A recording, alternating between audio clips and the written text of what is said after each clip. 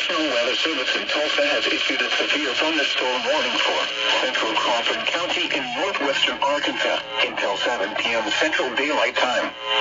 At 6:08 p.m. Central Daylight Time, a severe thunderstorm was located 4 miles west of Chester, moving southeast at 20 miles per hour.